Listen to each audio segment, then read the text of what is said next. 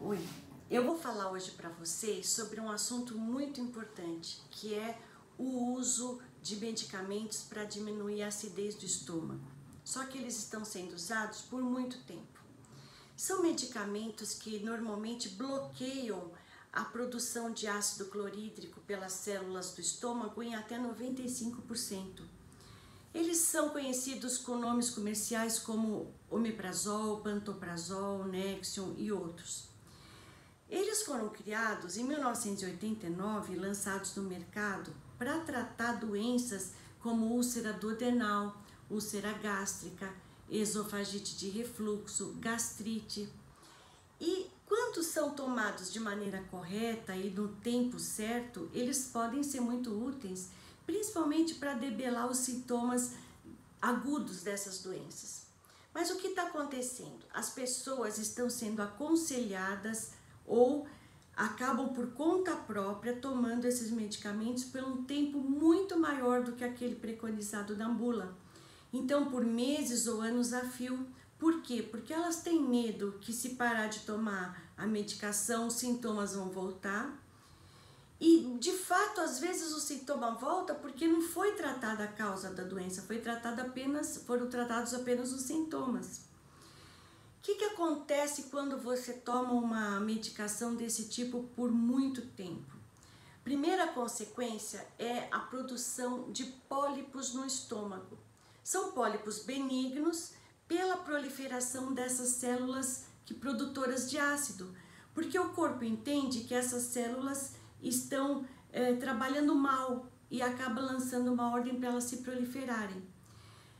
São pólipos benignos, mas o problema deles é que no exame de endoscopia, por exemplo, mascara outras doenças importantes como pólipos malignos ou pré-malignos ou outras doenças mais sérias.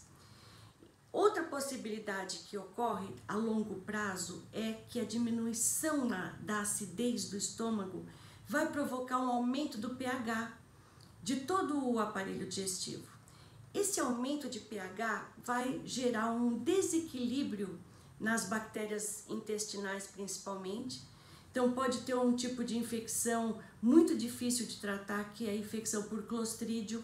Se chama Clostridium difficile, justamente pela dificuldade de tratar esse tipo de infecção. Pode gerar infecções em outros órgãos, então certos tipos de pneumonia ou até periodontite. Outra consequência da diminuição da acidez é a falta de absorção de determinados micronutrientes que dependem da acidez gástrica. Por exemplo, vai haver uma diminuição da absorção de cálcio, então a pessoa pode ter osteoporose. Vai haver uma diminuição da absorção de magnésio, e aí nesse caso a pessoa pode ter arritmias cardíacas. Vai haver também uma diminuição da absorção de ácido fólico e vitamina B12, que são responsáveis pela produção de hemácias e acabam gerando hemácias anormais que levam a uma anemia chamada anemia megaloblástica. Outra consequência da diminuição da absorção da vitamina B12 é que ela é responsável pela produção de mielina, que protege os filetes nervosos de todo o nosso sistema nervoso. É como o fio elétrico que ele é encapado para evitar curto-circuito. A mesma coisa acontece com o nosso sistema nervoso, ele precisa da bainha de mielina para se proteger. Essas pessoas acabam tendo então diminuição da sensibilidade ou formigamento principalmente de mãos e pés.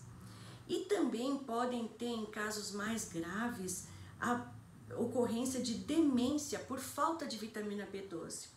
Existem pacientes que estão sendo tratados como doentes de Alzheimer, quando na verdade eles têm uma profunda falta de vitamina B12. Então, se você é uma pessoa que está tomando esse tipo de medicação a longo prazo, converse com o seu médico para ver se existem tratamentos alternativos para os seus sintomas gastrointestinais. Era isso que eu tinha para falar hoje e obrigada pela sua atenção.